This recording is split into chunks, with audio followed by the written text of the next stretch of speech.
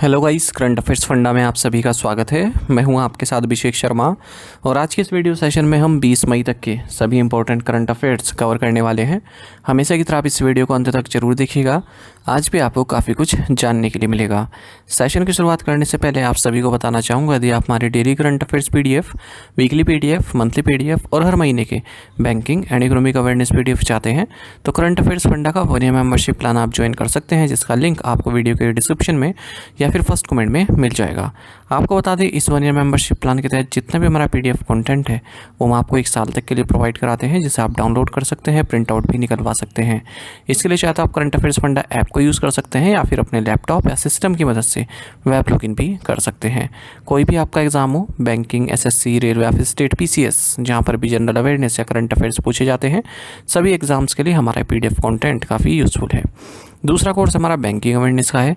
Complete banking awareness हमने आपको इसमें पढ़ाया है, न केवल आपके बैंकिंग मेंस एग्जाम, बल्कि अगर आप बैंकिंग इंटरव्यूज़ में अपीयर होते हैं, जैसे SBI PO, IPPS PO, RRB PO या फिर RBI ग्रेड बी, तो इन इंटरव्यूज़ में जो आपसे बैंकिंग अवेयरनेस पूछी जाती है उसे भी आप टैकल कर पाएंगे इस कोर्स को पढ़कर। साथ ही साथ SSC, रेलवे, स्टेट PCS जैसे एग्जाम्स में इंडियन इकोनॉमी पर जो क्वेश्चंस पूछे जाते हैं, जैसे GDU पर हर एग्जाम में लगभग क्वेश्चन पूछे जाते हैं इकोनॉमिक सेक्शन से, और 5 ईयर प्लान पर अब तक क्वेश्चन पूछ रहे हैं, नीति आयोग पर क्वेश्चन पूछे जाते हैं, RBI, SEBI, SIDBI, IRDAI, types of banks in India, जैसे private sector bank, public sector bank, small finance bank, payment bank, और आपका types of poverty, types of inflation, types of unemployment, money market, capital market, और भी जितने भी economic terms और financial terms होते हैं सब कुछ इसमें कवर कराया गया है। साथ ही साथ जो एस्पिरेंट्स इंश्योरेंस सेक्टर के एग्जाम्स की तैयारी कर रहे हैं, तो इंश्योरेंस के लिए भी एक डेडिकेटेड चैप्टर है इसमें, उससे इंश्योरेंस के बेसिक्स आपके क्लियर हो जाएंगे। डेमो वीडियो लेक्चर्स और डेमो PDFs अवेलेबल हैं करंट अफेयर्स फंडा ऐप पर, उन्हें आप देख सकते हैं। उससे आपको एक आइडिया लग जाएगा कि किस तरह कंटेंट हमने आपको इस PDF कोर्स में प्रोवाइड कराया है। दोनों ही सेपरेट कोर्सेज़ हैं, 1 साल की वैलिडिटी है दोनों ही कोर्सेज़ की, और करंट अफेयर्स फंडा ऐप पर आपको मिल जाएंगे। ऐप का लिंक वीडियो के डिस्क्रिप्शन में भी दिया गया है और फर्स्ट कमेंट में भी पिन कर दिया गया है, तो उस लिंक पर क्लिक कीजिएगा, करंट अफेयर्स फंडा ऐप को इंस्टॉल कीजिएगा और लॉगिन करने के बाद इन कोर्सेज़ को एक्सेस कर पाएंगे। फिर भी कोई डाउट अगर आपका रहता है तो ये हमारा कस्टमर केयर नंबर है 8448169188, इस पर आप कॉल कर सकते हैं या फिर व्हाट्सएप करके भी जानकारी प्राप्त कर सकते हैं। तो बिना किसी देरी के शुरुआत करेंगे इस वीडियो सेशन की। हमेशा की तरह सेशन की शुरुआत क्वेश्चन ऑफ द डे से करेंगे, जिसका आंसर आपको अभी कमेंट बॉक्स में करना है। पूछ रहे हैं कि हाल ही में अंतर्राष्ट्रीय मुद्रा कोष द्वारा पाकिस्तान को कितनी राशि का ऋण स्वीकृत किया गया है? What is the amount of loan recently sanctioned by the International Monetary Fund to Pakistan? Options हैं $1 बिलियन, $2 बिलियन, $5 बिलियन या फिर $10 बिलियन। जल्दी से आंसर कर दीजिए, फिर हम आगे बढ़ते हैं। और इस तरह के क्वेश्चन यदि आप प्रैक्टिस करना चाहते हैं तो हमें टेलीग्राम पर जरूर ज्वाइन करें। करंट अफेयर्स फंडा नाम से हमारा टेलीग्राम चैनल है।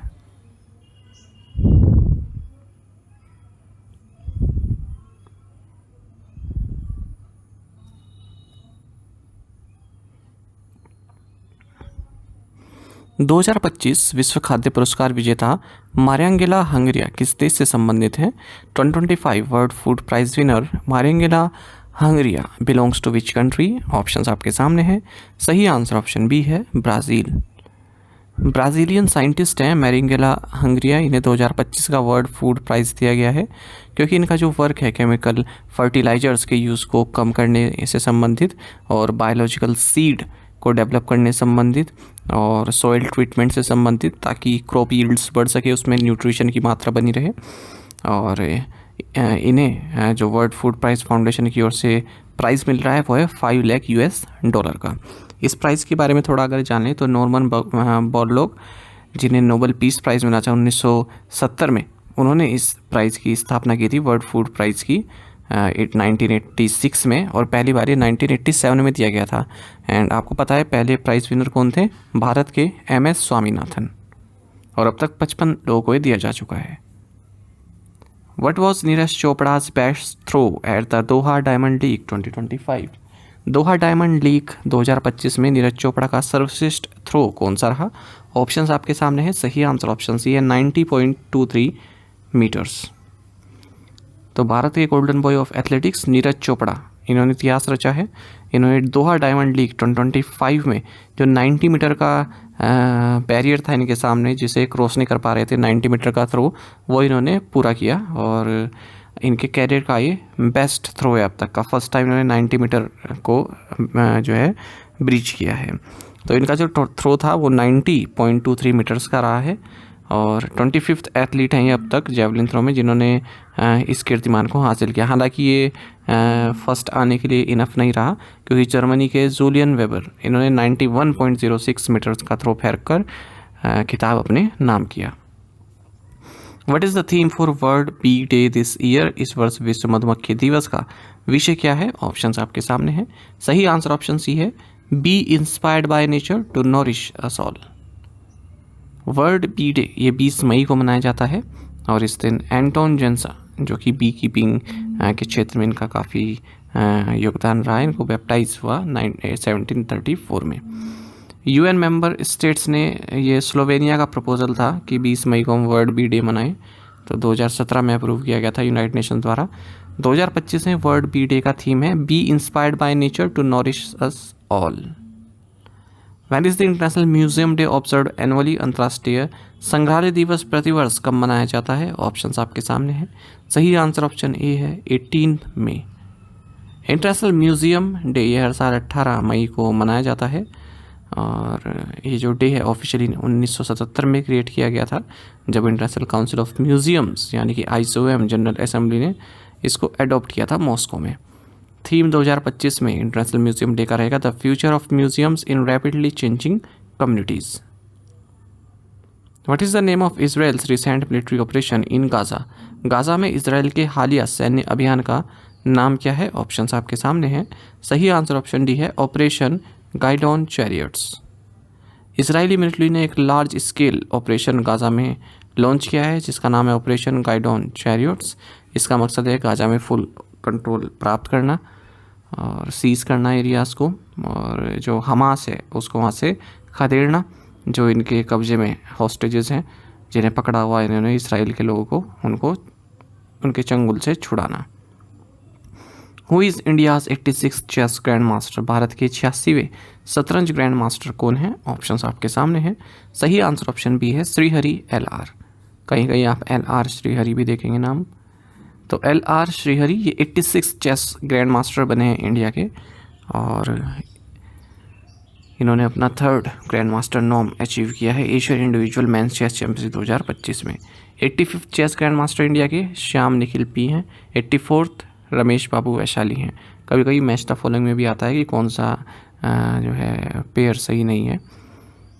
First chess grand master of India Viswanathan Anand है। Who recently won Superbet Classic chess tournament? हाल ही में सुपर बैट क्लासिक शतरंज टूर्नामेंट किसने जीता? राइट आंसर ऑप्शन डी है, R Praggnanandhaa. Grand master R Praggnanandhaa, इन्होंने मैक्सिम वैसियर लेक्रेव जो कि फ्रांस के हैं, इन्हें हराकर सुपर बैट क्लासिक जीता है रोमानिया में। प्रागनंदा की बात करें, इन्होंने टाटा स्टील मास्टर 2025 भी जीता और फर्स्ट इंडियन बने विश्वनाथ आनंद के बाद 2006 से, जिन्होंने टाइटल जीता है। ये चेन्नई से आते हैं। Which football club won the 2024-25 Coppa Italia? Italian cup कहेंगे इसको। किस फुटबॉल क्लब ने 2024-25 कोपा इटालिया कप जीता है? राइट आंसर ऑप्शन ए है, बोलोग्ना। तो बोलोग्ना ने 51 साल बाद इटालियन कप जीता है। इन्होंने AC मिलान को 1-0 से हराकर इस कप पर कब्जा किया। कोपा इटालिया नाम से पता चल रहा है इटालियन फुटबॉल में एक डोमेस्टिक फुटबॉल टूर्नामेंट है।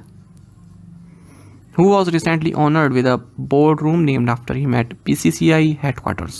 हाल ही में BCCI मुख्यालय में किसके नाम पर बोर्ड रूम का नामकरण किया गया? ऑप्शंस आपके सामने हैं। सही आंसर ऑप्शन सी है, सुनील गावस्कर। तो सुनील गावस्कर को सम्मानित किया गया एक स्पेशल सेरेमनी में BCCI हेडक्वार्टर्स मुंबई में, जहां पर एक न्यूली डेडिकेटेड बोर्ड रूम इनके नाम पर इनोग्रेट किया गया है। बोर्ड रूम का नाम है 10,000 गावस्कर। आपको बता दें गावस्कर फर्स्ट बैटर हैं टेस्ट हिस्ट्री में जिन्होंने 10,000 रन बनाए थे। इस मौके पर BCCI president Roger Binny, vice president Rajeev Shukla, secretary Devajit Saikia और भी जो है मेंबर्स हैं वो मौजूद रहे। Which country recently experienced a polio outbreak as confirmed by World Health Organization? विश्व स्वास्थ्य संगठन द्वारा पुष्टि की गई हाल ही में किस देश में पोलियो का प्रकोप फैला है? ऑप्शंस आपके सामने हैं। सही आंसर ऑप्शन डी है पपुआ न्यू गिनी। तो वर्ल्ड हेल्थ ऑर्गेनाइजेशन ने पोलियो आउटब्रेक डिक्लेयर किया है पपुआ न्यू गिनी में, और वैक्सीन कैंपेन को तुरंत से जो है चलाया गया है। देखिए पोलियो पलटी मार रहा है, अफ़गानिस्तान में भी कई केस देखने को मिल रहे हैं और पाकिस्तान में भी कई केस देखने के लिए मिल रहे हैं। तो ये जो डिज़ीज़ है पोलियो वायरस के कारण होती है, सब जानते ही हैं, और कोई भी क्योर नहीं है पोलियो का। ठीक है, जो पोलियो वैक्सीनेशन दी जाती है तो वो एक तरह का प्रिवेंटिव मेजर है। अगर एक बार पर्सन को हो जाए तो फिर वो इन्फेक्टेड ही रहता है, ऐसा नहीं है तो उसके बाद पोलियो ड्रॉप पिलाकर वो सही हो जाएगा। मतलब उसको रिवर्स करने का कोई जरिया नहीं है एक बार पोलियो हो जाए। पपुआ न्यू गिनी की कैपिटल है Port Moresby. Which organisation has developed an indigenous nanoporous multilayered polymeric membrane for sea water desalination? किस संगठन ने समुद्री जल विलवनीकरण के लिए स्वदेशी नैनोपोरस बहुस्तरीय बहुलक झिल्ली विकसित की है? राइट आंसर ऑप्शन डी है DRDO। तो defence research and development organisation यानी कि DRDO ने एक nanoporous multilayered polymeric membrane develop की है high pressure sea water desalination के लिए, यानी कि डिसैलिनेशन उसको जो साल्ट रहता है उससे मुक्त बनाया जा सके। इंडियन कोस्ट गार्ड शिप्स में इसको यूज़ किया जाएगा। DRDO की कानपुर बेस्ड लेबोरेटरी है DMSRD, इसने डेवलप की है इस टेक्नोलॉजी को, और इनिशियल ट्रायल किया गया है ऑफशोर पेट्रोलिंग वेसल के साथ और सेटिस्फैक्टरी रिजल्ट्स इसमें मिले हैं। The membrane will undergo 500 hours of operational testing before final clearance. This innovation achieved in just 8 months can also benefit coastal areas with modifications. What is the amount of the monetary penalty imposed by RBI on Deutsche Bank? RBI bank द्वारा Deutsche Bank पर लगाया गया मौद्रिक जुर्माना कितना है? Right answer option B है 50 lakh rupees. Reserve bank of India ने 50 लाख रुपीज़ की मॉनेटरी पेनल्टी लगाई है Deutsche Bank AG इंडिया पर, क्योंकि उन्होंने RBI के जो डायरेक्शंस हैं creation of a central repository of large common exposures across banks, इनका अनुपालन नहीं किया है। साथ ही RBI ने 29,60,000 रुपये की मॉनेटरी पेनल्टी लगाई है येस बैंक लिमिटेड पर भी, क्योंकि इन्होंने RBI के जो डायरेक्शंस हैं financial statement presentation and disclosures, इनका अनुपालन नहीं किया। India and which entity have joint hands to find innovative research solutions to marine plastic litter and waste to hydrogen? Bharat और किस संस्था ने समुद्री प्लास्टिक कूड़े और अपशिष्ट से हाइड्रोजन बनाने के लिए नवीन अनुसंधान समाधान खोजने के लिए हाथ मिलाया है? ऑप्शंस आपके सामने है। सही आंसर ऑप्शन डी है यूरोपियन यूनियन। तो भारत और यूरोपियन यूनियन ने 2 major research and innovation initiatives लिए हैं India EU trade and technology council के तहत, TTC के तहत। TTC की एस्टेब्लिशमेंट 2022 में हुई थी। प्राइम मिनिस्टर नरेंद्र मोदी और European Commission president Ursula von der Leyen ने इस पर हस्ताक्षर किए थे। With a joint investment of 391 crore rupees, the initiative focuses on 2 coordinated calls in the areas of marine plastic litter and waste to green hydrogen. ठीक है, तो marine plastic litre मतलब जो मैरीन से हम प्लास्टिक कूड़ा कचरा आता है, और वेस्ट से हम कैसे ग्रीन हाइड्रोजन बनाएं, इन दोनों क्षेत्रों में साथ में कार्य करेंगे। विच 16th century monuments conservation was recently completed in Mehroli Archaeological Park by TCS Foundation and WMFI? हाल ही में TCS फाउंडेशन और WMFI द्वारा मेहरोली पुरातत्व पार्क में 16वीं शताब्दी के किस स्मारक का संरक्षण कार्य पूरा किया गया? राइट आंसर ऑप्शन सी है राजो की बावली।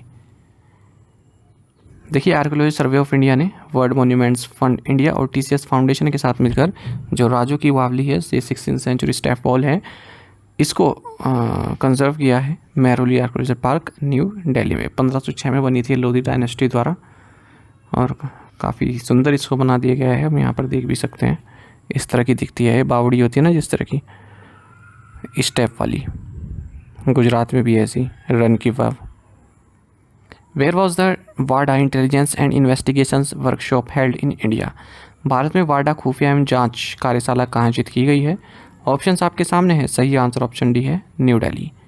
तो National Anti Doping Agency India ने Ministry of Youth Affairs and Sports के साथ मिलकर World Anti Doping Agency intelligence and investigations workshop को होस्ट किया है न्यू दिल्ली में, और इंटरपोल के साथ मिलकर और जो अलग अलग कंट्रीज़ जैसे इंडोनेशिया, मालदीव, श्रीलंका, फिलीपींस, इनकी जो लॉ इन्फोर्समेंट एजेंसीज हैं, इनके साथ मिलकर इस कार्यशाला को संपन्न किया गया न्यू दिल्ली में।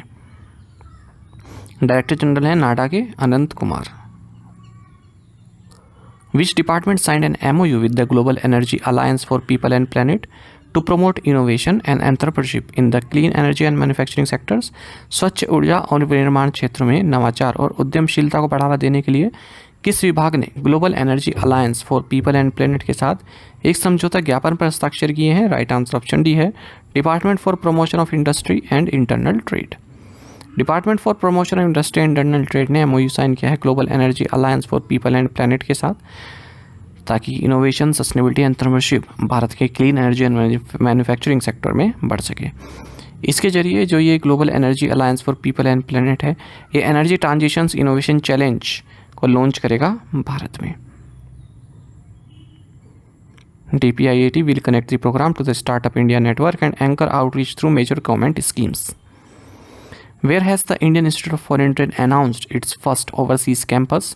भारतीय विदेश व्यापार संस्थान ने अपना पहला विदेशी परिसर कहाँ खोलने की घोषणा की है? ऑप्शंस आपके सामने है। सही आंसर ऑप्शन ए है, दुबई।